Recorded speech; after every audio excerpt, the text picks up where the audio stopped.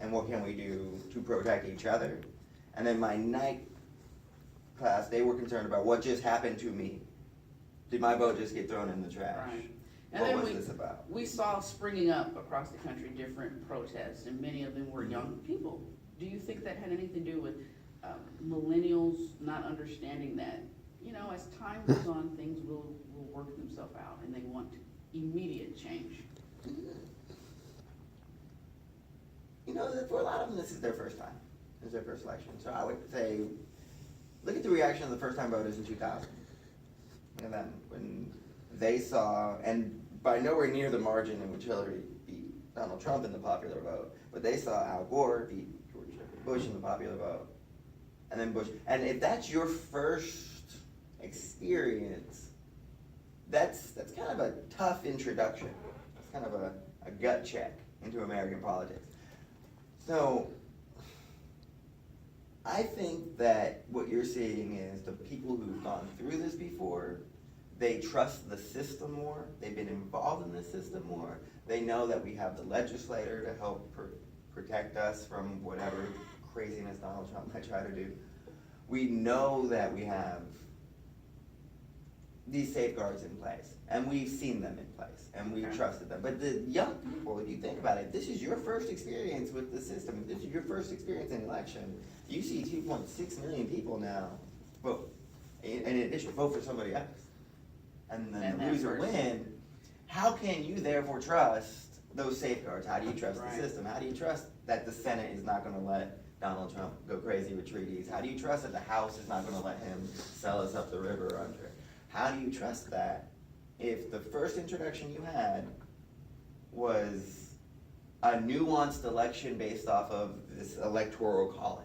That's a little tricky. Well, that's a good segue into what we're gonna discuss today. Okay. And fortunately for you, as being a professor, you will be able to teach the younger generation more what the electoral process is. I would think in general, the American people are sitting and wondering, what happened?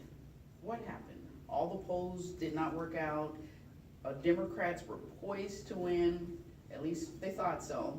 And then election night, it tanked because of a process that we have in place. Mm-hmm. So let's talk about the Electoral College and what that is, and how it works, and why you can win the popular vote, but still not be the president of the United States. So what is the Electoral College? Okay, well, to get into the Electoral College, we need to kind of go back to when we're writing our Constitution and the arguments we have over representation. And what does it mean to be represented? And that was something that they were really concerned about. We all know the founders were concerned about consolidating power around popularity. And it's very easy to do that after passionate events for moments like war and things. So we wanted a government that would be Excuse me, you said consolidating power and popularity. Correct. What does that mean? We didn't want the same constituency controlling every branch of government. We did not want, we wanted a separation of power. We wanted the Senate and the House to work independently from the president, to work independently from the judiciary.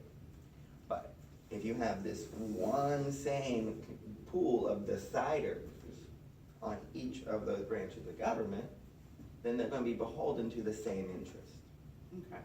And that was something they were worried about. So what they wanted to do was say the House of Representatives are going to be voted on every 2 years by the people. And again, their definition of the people was very narrow at the time. And then who selected the Senate was originally the state legislators, because the Senate was there to represent the states and make good laws for the states. So that's why you have district-based House members for you and your neighbors, and senators selected by the state. Now the president is supposed to represent the nation and help us make a good administration. That's what Hamilton talked about. The mark of a good government is its ability to create a good administration. So for the president, we designed a method of having electors cast their ballot, and the states vote on those electors. So it's a little bit more complicated than a simple popular vote. It's not, we all vote for candidate A and B, and who gets the most votes wins. Right. And there was a lot of reasons. It's hard to say that the founders had one particular reason of doing anything. There were 55 people that signed this Constitution. So there was a lot of different reasons that they had. Hamilton was concerned, particularly, that an event, a war, personality, something would drive us temporarily to support someone who may not be qualified for president.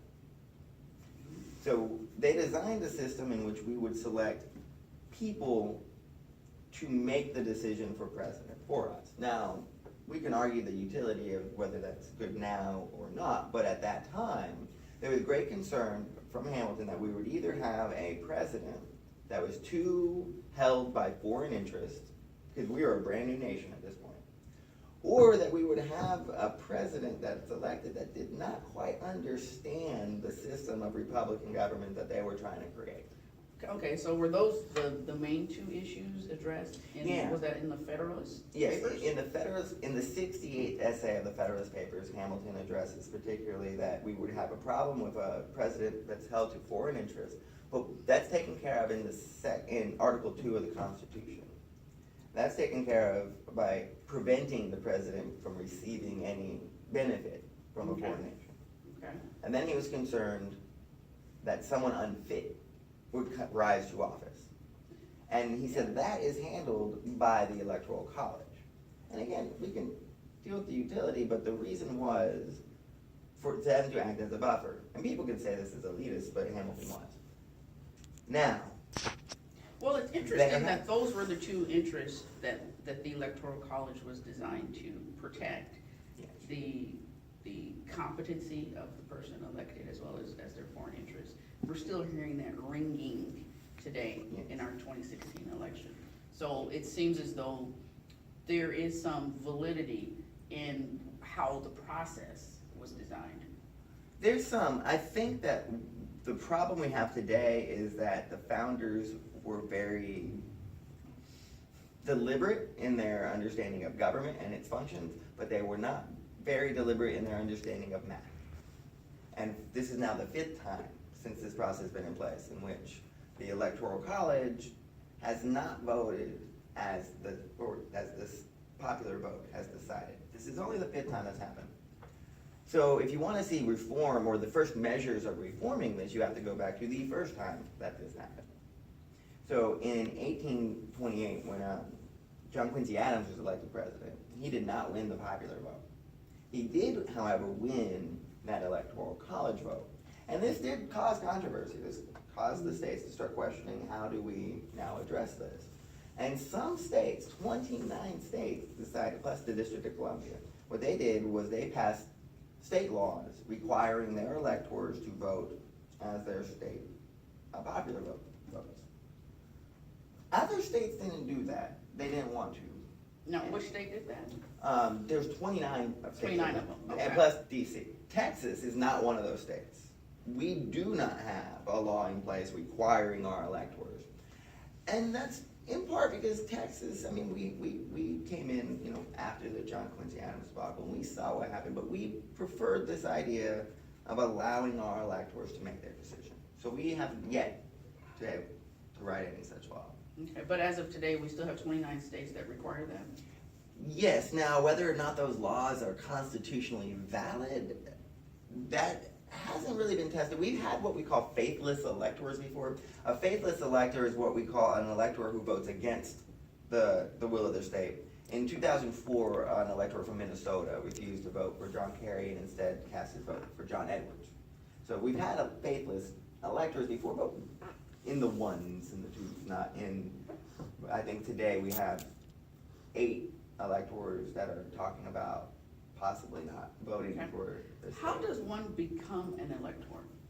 Seems to be one of the most critical positions you could actually be elected to do. Yeah. Is it an elected position or is it an appointed position? Okay, that's a complicated decision So, yes, it is an elected position, but it's elected by the delegates who go to that party's state convention. So, what happened, let's use Texas for the example, because it's possible to do all the states. So in Texas, we have a Republican Party and a Democratic Party convention.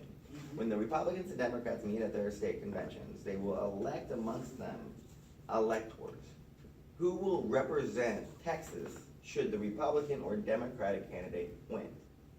So even though each party will elect 38 electors for Texas, only the slate of electors of the winning party will sit in Austin on December 19th. Okay. So both the Democrats have their slate of electors, the Republicans have theirs.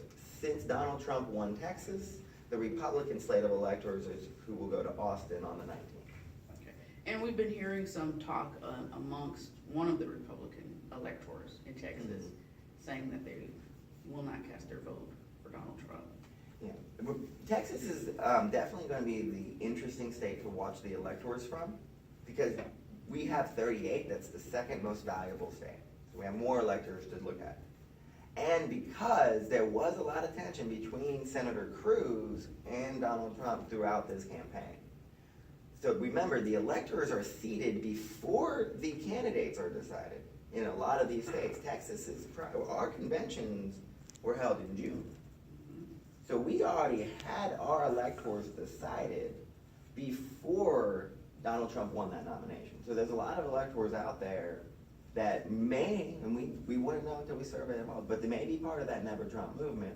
Now, one of those electors is in Texas. Now, he did write a post, I believe, an article, I believe it was for the New York Times, that was his argument against voting for Donald Trump, and he will show up in Austin and cast his vote for someone else. I believe it's undecided this time. Okay.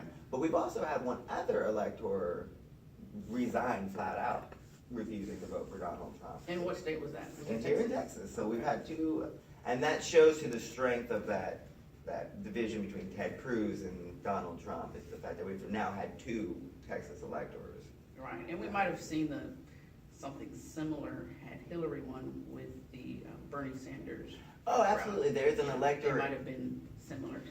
There's an elector in Washington State that actually said that they would not vote, that they were still going to vote for Bernie Sanders. But in Washington State, they actually do have a law that requires them to vote, but it's $1,000 fine, and they said, I'll pay my $1,000. Right. All right, so now we have a good understanding of where the Electoral College came from, what the purpose of it was, and it's actually has a lot of relevancy when you explain it, of course. Let's talk about, you've taught us how people become electors. You gotta go to the convention and get voted by your party to become the elector. Let's talk about two things. Number one, how did we come to the numbers that each state has? What is the purpose of that? And then the second thing will be, what happens if a majority of the electors do not vote for the person who has been the presidential elector? So we get that number from all the members of the legislature. That's all the members of the House, 435, plus 100 senators. We plus 3 for Washington, D.C., that's 538. You need to win half plus 1, so that's 270 electors. Every state is valued based on how many members of the federal legislature they have. Texas has 36 House members, we have 2 senators, so we have 38 members of the Electoral College. The least any place can be worth is 3, 2 House members, 2 senators, 1 House member, like Wyoming. Okay, so And they that's get where 3. that's where those numbers. And that's why DC only gets 3. They can be worth as many as the least populous state. 48 of the 48 of the 50 states give their electors out based on the popular vote. You win by 1 vote or 1,000,000 votes, you get all of our electors, winner take all. Now, in New Hampshire and in Nebraska, they divide their electoral college votes by their congressional districts. So they have what they call a proportional delegation. Right. It's a little different in those 2 states. So it's possible to win 1 instead of all in New Hampshire. But in Texas, you win all 38. Now, that means we seat the 38 electors from the Republican Party. That's what that means when you vote in Texas. When you vote, what you're voting for is telling the electors from Texas, or really deciding which slate of electors from Right. Texas will go and vote for president in December. That's what you're actually voting for. Okay. Now, a lot of people who don't understand that process, and that's why we're here to talk about it, have the feeling that ultimately that means my vote does not count, or feel that way, kind of like your new voters who went out and voted and don't understand why the most popular candidate did not win the election. What is your thoughts on that, having been kind of an expert in the political science area? Well, one, I don't want anybody to ever think that their vote doesn't matter. Because it's not only about whether your candidate won. It's about what the numbers look like to the candidate who did win. If you look at a congressional district, and that congressional district of eligible voters is 30%, 18 to 35. But the people who show up are 65 plus, 55 plus. Those are the ones who showed up to vote. The person who won that congressional seat is probably going to act as those voters want them to act. They're going to give the Social Security benefits, they're going to increase, senior aid. They're probably not going to do much for our student loans for the kids who didn't show up to vote. So I want to get that clear. We should always vote. Now, when it comes to the Electoral College, does your vote matter? Your vote is telling the Electoral College your preference. But according to Hamilton in the Federalist Papers, the Electoral College's intent is to be a deliberative body. They're there to take that recommendation. But ultimately, it is those electors' decision on who they cast their vote for. Okay, so let's talk about what happens if the majority of the electors do not vote for their sitting candidate. Okay. Now, there's a question of what happens if neither candidate wins the 270 required votes to become president, or what happens if there's a mass defection from one candidate. Let's talk about a mass defection. Okay. So we're down to our last few minutes. Okay. And that's what we're looking at now. December 19th is the big day. We've never had that happen. That is not something that we are prepared for. We have had something happen in which no one won the presidency outright. That's something we have a mechanism for. So I would envision lawsuits. Really? It would be definitely something we have not experienced. If there was a mass defection to one candidate, allowing them to reach that 270 Right. threshold to become president. Massive chaos would Yeah. ensue. I don't think that seems to be what the electors are trying to do. I think what it appears the electors are trying to do right now is cause the House of Representatives to make that decision. If no candidate gets 270 votes, then the House of Representatives will have to vote on the next president. Okay. And we're not at that point now, No. because we do have a candidate who got more than that. We do have a candidate that got one of So now that we're down to our last few minutes of the show, and we've talked about the Electoral College, and you've given a great discussion from your teaching experience, different levels, of what the Electoral College is, how our electors are elected, and the intent of it, and it all seems to make pretty good sense. Let's talk about your opinion, and I'm gonna let you close with some final thoughts on, do you think it's time to have a conversation about, should we continue with this process? I do think it's time that we have the conversation. And again, it goes back to the math question. Currently, if the argument is that we need the Electoral College to allow for states like Wyoming, states like Rhode Island, these small, less populated states to get attention, then we have to go and examine that math again. And right now, you have 240,000 registered voters in Wyoming per their 3 Electoral College votes. But you have 17 million voters in California to their 55. So if the argument is California would be too powerful, under the current Electoral College, states like Wyoming and those voters they're disproportionately too powerful. So I think the conversation does have to come. Do I think that we need to have only yes Electoral College or no popular vote? I think we should have a more detailed conversation than that. I think we can be more creative than that. And there's the possibility of, as you might have mentioned earlier, percentage electoral and not winner take all. But there's different ways to discuss whether or not the electoral process should proceed or how it can proceed. And it's not a one or the other.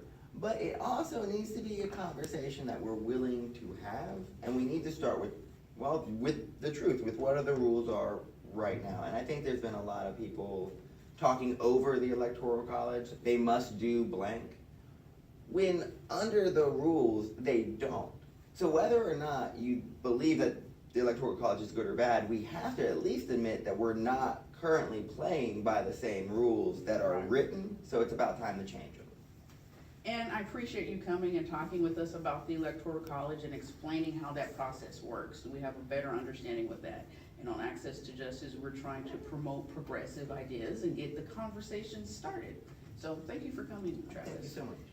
And as our final thought on Access to Justice, as we talked about the Electoral College, your vote does count. Whether your candidate wins or not, it still puts power behind what issues are important in the Senate and in the House of Representatives. So make sure you get out and vote so you can be part of the process and continue with the conversation. For Access to Justice, I'm attorney Tilly Parker Mims. Thank you for watching.